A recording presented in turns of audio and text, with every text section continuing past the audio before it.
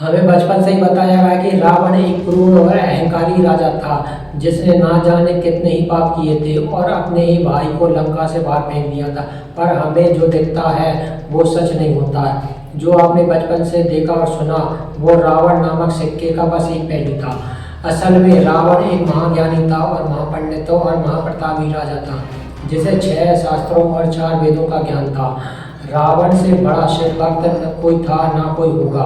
तो आज की इस वीडियो में हम जानेंगे कि रावण की कुछ अनसुनी कल्पनीय बातें जो आपको वाल्मीकि रामायण में भी मिलेगी। जानेंगे कि रावण ब्राह्मण था या असुर, और क्या था उसके 10 सिरों का असली राज, और क्यों था रावण को विजय का आशीर्वाद, और क्यों रावण ने राम को दिया था विजय का आशीर्वाद। और वीडियो के अंत में ये भी जानेंगे कि क्या राम के 7 चिरंजीवियों की तरह आज भी जीवित है, और क्या सच में माता सीता रावण की बेटी थी। तो चलिए जानते हैं कि एक महान सफल शासक और ज्ञानावतार शिव भक्त रावण की असली कहानी।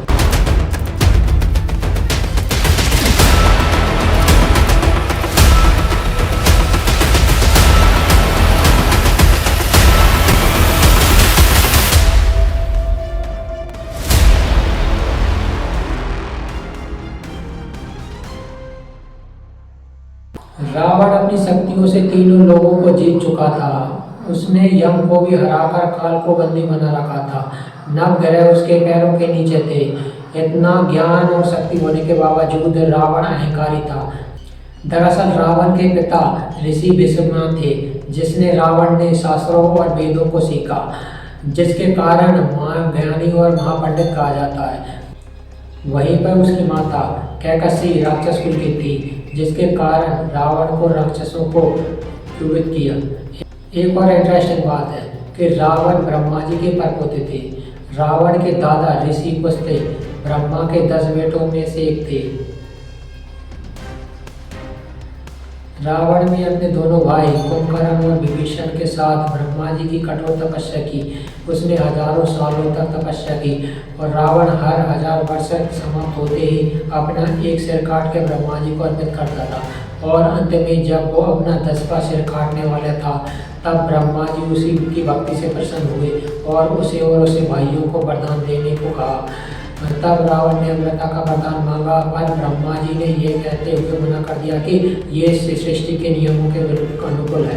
तब रावण ने वरदान मांगा कि उसे दानव, देवता, किन्नर, नाग को कोई हरा सके। और अपने अहंकार में रावण ने मनुष्य को तुच्छ समझते हुए उनसे सुरक्षा नहीं मांगी, और इसी कारण यही उनके अंत का कारण बनी। ब्रह्मा जी ने उसे वरदान देते हुए 10 सिर भी उसे लौटा दिए और अमृता के लिए उसे अमृत पिला दिया, जो रावण की नाभि में था। उसे चेतावनी दी कि ये अमृत सिर्फ अग्निबाण से सूखा जा सकता है, जो सिर्फ केवल श्री हरि विष्णु के पास है, तो तुम उसे दुश्मनी मोल ना लो। इसके बाद ब्रह्मा जी ने कुंभकर्ण को वरदान मांगने को कहा। कुंभकर्ण इंद्रासन यानी कि देवों का आसन मांगने वाला था। तब देवों की चाल से माता सरस्वती कुंभकर्ण की जीभ पे विराजमान हो गई और इंद्रासन की जगह निद्रासन का वरदान मांग लिया। अंत में विभीषण अजीवन प्रभु की सेवा और भक्ति करने का वरदान मांगा, जिससे ब्रह्मा जी प्रसन्न हुए और उसे ये वरदान खुशी खुशी दे दिया। रावण शिव का बहुत बड़ा भक्त था और एक बार शिव भक्ति में लीन रावण शिव को सीधे लंका ले जाने को सोचा और कैलाश पर्वत को अपनी भुजाओं से उठा लिया। और जब रावण ने ऐसा किया तो शिव क्रोधित हो उठे और अपने अंगूठे से पर्वत को दबा दिया। रावण पर्वत के नीचे दब गया और डर से चीखने लगा। तब उसे अपनी गलती का एहसास हुआ और तब उसने अपनी भक्ति दिखाते हुए अपने हजारों हाथों में से एक हाथ तोड़ा और उसकी नसों को ताल बनाकर बजाने लगा। यही वो समय था जब रावण ने शिव को प्रसन्न करने के लिए शिव तांडव श्लोक लिखा था, जिसे आज भी ये दुनिया शिव प्रसन्न को करने के लिए गाती है। रावण की भक्ति से शिव प्रसन्न हुए और उसके अभिचंद्रहस्त तलवार दी, और तब से ही रावण सबसे बड़ा शिव भक्त माना जाता है।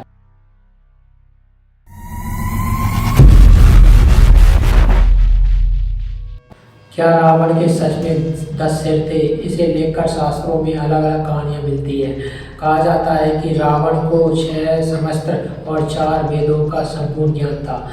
जिसके कारण दशानंद या 10 सिरों वाला कहा जाता है। वहीं दूसरी ओर कुछ लोग ये यहाँ लिखा मिलता है कि रावण के पिता ने उसे 9 मणि वाले अतिथि, जिसके कारण रावण के 10 सिर में प्रतीत होते थे। रावण के 10 सिर उसके चरित्र को दर्शाते हैं। ये 10 सिर काम, क्रोध, मोह, माया, मधुमेह, अहंकार और उसके सभी सिरों को संतुलन में रखते हैं। मुख्य 3 सिद्धि, मनुष्य और छत्र।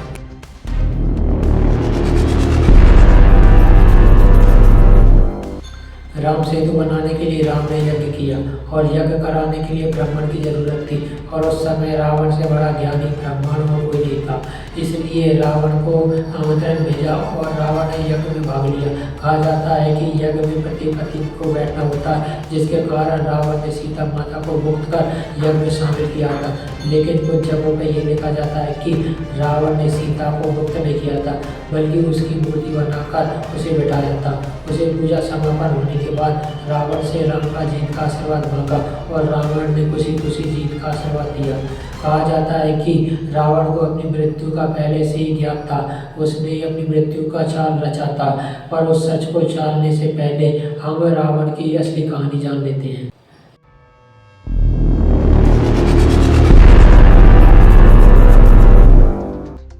जय और विजय, यह विष्णु के वैकुंठ लोक के 2 द्वारपाल थे। जब ब्रह्मा जी के 4 पुत्र विष्णु के दर्शन के लिए पहुंचे, तब जय और विजय ने यह कहकर रोक दिया कि यह अभी विष्णु के आराम का समय है। जिससे क्रोधित होकर संत कुमारों ने उन्हें श्राप दिया कि उन्हें वैकुंठ लोक का त्याग करना होगा। उनके श्राप से विष्णु जी भी सहमत हुए और उन्हें 2 विकल्प दिए कि या तो पृथ्वी पर विष्णु के भक्त के रूप में 7 बार जन्म ले, या फिर 3 बार विष्णु को दुश्मन के रूप में। विष्णु जी से जल्दी मिलने के लिए उन्हें 3 बार उनका दुश्मन बनना स्वीकार किया, और पहले जन्म में वह हिरण्याक्ष और हिरण्यकश्यप के रूप में जन्म लिया। हिरण्याक्ष और हिरण्यकश्यप के रूप में हिरण्यकश्यप को नरसिंह अवतार में, दूसरे जन्म में रावण और कुंभकर्ण के रूप में जन्मे, जिन्हें विष्णु के अवतार में और मारा गया, और तीसरे जन्म में विश्वपाल और दंतवक्त के रूप में जन्मे, जिन्हें श्री कृष्ण द्वारा मारा।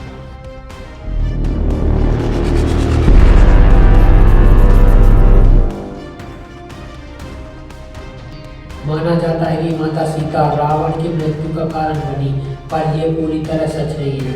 इसके पीछे भी पहले रावण के कई ऐसे श्राप मिले जो अंत में उसकी मृत्यु का कारण बने। एक समय की बात है, जब स्वर्ग की अप्सरा रंभा कुबेर की बेटी जा रही थी, तब मार्ग में छेड़छाड़ की। तब क्रोधित होकर कुबेर के बेटे ने रावण को श्राप दिया कि अगर वो स्त्री की इजाज़त के बिना उसे हाथ लगाएगा तो वो भस्म हो जाएगा। और इसी श्राप के चलते रावण ने माता सीता को हाथ नहीं लगाया था।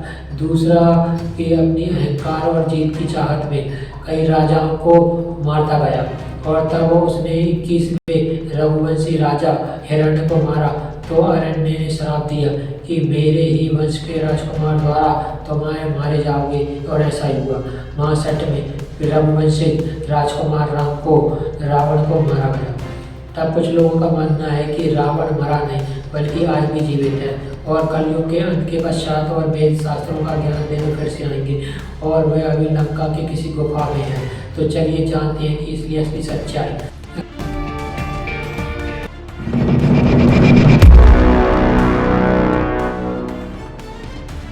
रावण तीनों लोगों को जीत चुका था और काल को भी बंदी बना लिया था।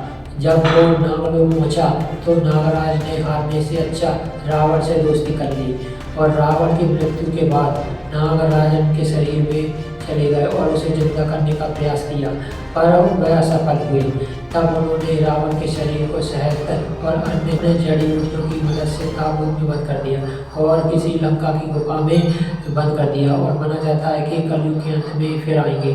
आज तक कई लोगों ने इस गुफा तक पहुंचने की कोशिश करी। उनका मानना है कि जब वह गुफा के पास पहुंचते हैं तो मौसम में बिगड़ जाता है, पेड़ पौधे अपनी जगह बदल लेते हैं और जानवर खून खराबे को उतर आते हैं, जिसके कारण वहाँ पहुँचना संभव हो जाता है। पर इस कथा के विपरीत कुछ लोगों का ये मानना है कि रावण की मृत्यु के बाद विभीषण ने पूरे रीति रिवाज से उनका अंतिम संस्कार किया।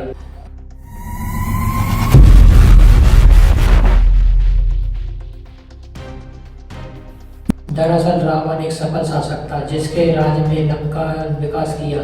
रावण ने कई ग्रंथ और आयुर्वेदिक पुस्तकें लिखी। उसने रावण संहिता भी लिखी, पर माना जाता है कि वह रावण को भविष्य का ज्ञान था। वो अपने कुल को इस दुख में नहीं देखना चाहता था, जिसके कारण रावण ने कुछ जानबूझ कर सीता का अपहरण किया ताकि श्री हरि विष्णु के अवतार उनका और उनके कुल का उद्धार हो सके और सभी को मुक्ति मिल सके। उस समय रावण से ज़्यादा ज्ञानी और कोई नहीं था, इसलिए रावण की मरते वक्त राम ने लक्ष्मण को रावण से ज्ञान लेने को कहा और रावण ने लक्ष्मण को जीवन की 3 प्रमुख बातें बताई जिसे आप भी फॉलो करके जीवन में सफलता को प्राप्त कर सकते हो। पर उन 3 बातों को जानने से पहले हम ये जान लेते हैं कि क्या सीता माता सच में रावण की बेटी थी।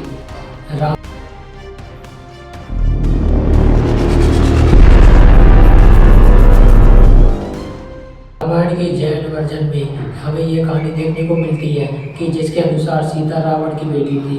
माना जाता है कि सीता रावण और मनोदरी की पहली संतान थी, पर उनके जन्म के समय रावण को ये ज्ञात होने गया था कि उसकी पुत्री का पति ही उसकी मृत्यु का कारण होगा। इस वजह से रावण ने उसे संदूक में बंद करके जमीन में गाड़ दिया, जो बाद में राजा जनक को मिली और राजा जनक ने उसे अपनी पुत्री मान लिया। यह कहानी हमारे रामायण के जैन वर्जन और कुछ अन्य क्षेत्रीय किताबों में देखने को मिलती है, जो कि रियल रामायण की किताबों से अलग है, इसीलिए पूरा भरोसा नहीं किया जा सकता। वैसे इसमें आपकी क्या राय है कि सीता माता रावण की बेटी थी या नहीं? कमेंट करके जरूर बताइए।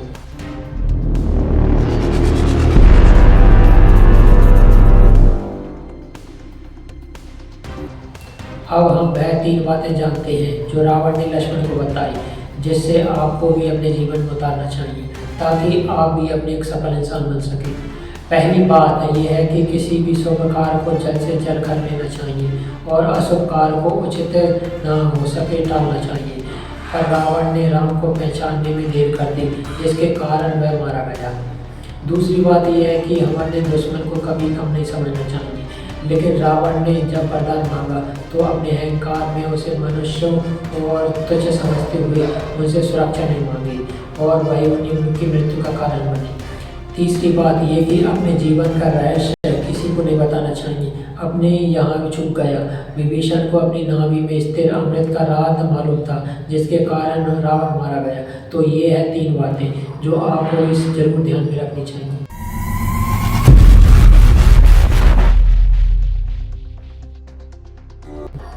रावण सिर्फ एक राक्षस नहीं था, माना कि उसने लंका को अपने बड़े भाई के कुबेर से छीन लिया था, पर उसे रावण के काल में सिर्फ लंका को विकास ही दिखाया, जिसके कारण आज भी लंका और भारत की कई जगहों पर रावण के मंदिर उपस्थित हैं और उसे आज भी पूजा जाता है।